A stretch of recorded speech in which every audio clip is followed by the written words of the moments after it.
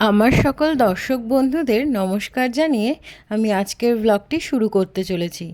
আগের দিন আমি কড়াইশুঁটির কচুরি বানিয়েছিলাম আর সাথে বানিয়ে নিয়েছিলাম আলুর দম।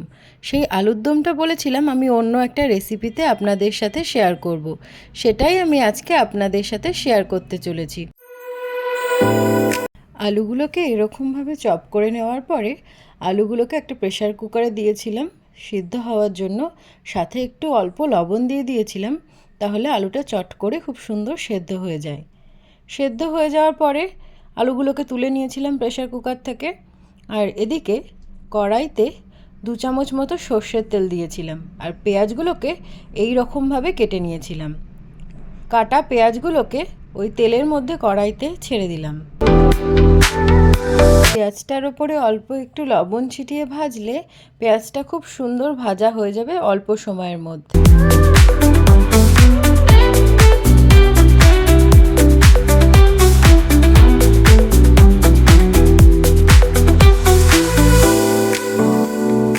পেঁয়াজটা যখন লাল লাল হয়ে আসবে তখন এই তেলের মধ্যে থেকে পেঁয়াজটাকে তুলে নিতে হবে। পেঁয়াজটা তুলে নেওয়ার পরে কড়াইতে যেটুকু তেল থাকলো তার মধ্যে আমি অ্যাড করে দিলাম 1/2 চামচ মতো গোটা জিরে আর সাথে 2টো শুকনো লঙ্কা, 2টো স্লাইস করে রাখা আদা, 3টে কাঁচা লঙ্কা আর হাফ একটু টমেটো নিয়ে নিয়েছিলাম, সেটার পেস্ট বানিয়েছিলাম। সেই পেস্টটাই আমি কড়াইতে অ্যাড করে দিলাম আর ভেজে রাখা পেঁয়াজগুলোকে একটা মিক্সিং বোলের মধ্যে নিয়ে নিয়েছিলাম, সেই পেঁয়াজগুলো একটা পেস্ট বানাবো বলে। তারপরে কড়াইতে যে মশলাটা অ্যাড করলাম তার সাথে অ্যাড করে দিলাম 1/2 চামচ হলুদ গুঁড়ো, 1 চামচ লঙ্কার গুঁড়ো, 1 চামচ ধনের গুঁড়ো আর 1 চামচ জিরের গুঁড়ো।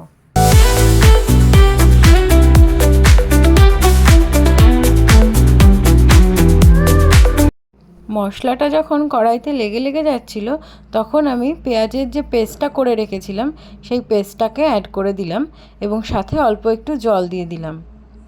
এটাকে ভালো করে নেড়েচেড়ে নিতে হবে কড়াইয়ের মধ্যে খানিকক্ষণ।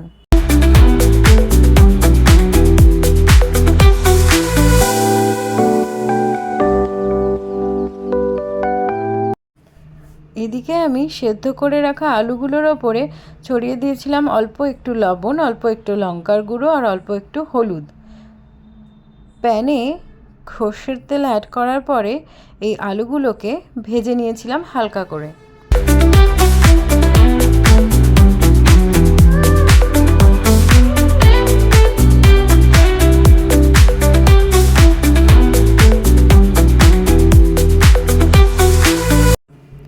এদিকে ঢাকনাটা খুলে এই মশলাটার মধ্যে অ্যাড করে দিলাম 1/2 চামচের থেকে একটু কম চিনি।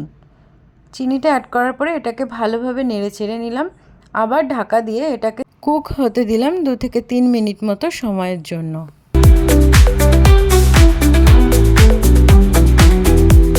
তারপরে ভেজে রাখা আলুগুলোকে এই গ্রেভির মধ্যে একটা একটা করে অ্যাড করে দিলাম।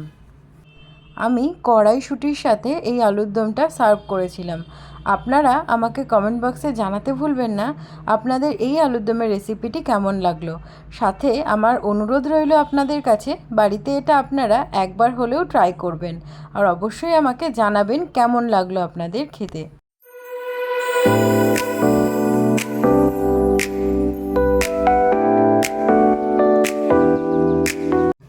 যখন গ্রেভিটা একদম শুকনো শুকনো হয়ে এসেছে ঠিক যেমন আমি ভিডিওতে দেখেছি, তখন আমি এর মধ্যে অ্যাড করে দেব 1 থেকে 1.5 কাপ মতো জল। আমার চ্যানেলের রেসিপিগুলো যদি আপনাদের ভালো লেগে থাকে তবে আপনাদের সকলের কাছে আমার অনুরোধ রইল আমার চ্যানেলটিকে সাবস্ক্রাইব করে নেবেন।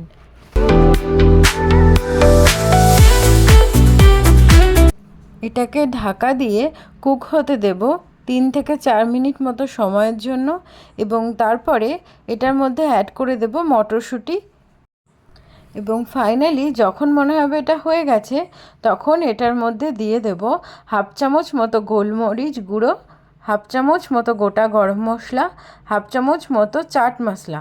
চাট মশলাটা দেওয়ার জন্য এটার টেস্টটা অনেকটা বেড়ে যায়। আর সাথে দিয়ে দিলাম কসুরি মেথি পাতা হাতের সাহায্যে গুঁড়ো করে। ব্যাস রেডি হয়ে গেল আমার আলুর দম। আপনারা চাইলে এটি ভাত, রুটি বা পরোটার সাথে খেতে পারেন। নতুন নতুন রান্না সম্পর্কিত রেসিপি পাওয়ার জন্য আপনাদের সকলের কাছে আমার অনুরোধ রইল, হাতাখুন্তির খুনসুটির পরিবারের সাথে আপনারা যুক্ত হয়ে থাকবেন। আপনাদের সাথে দেখা হচ্ছে আবার পরবর্তী ভিডিওতে। ততক্ষণে সকলে ভালো থাকবেন, সুস্থ থাকবেন, সাবধানে থাকবেন।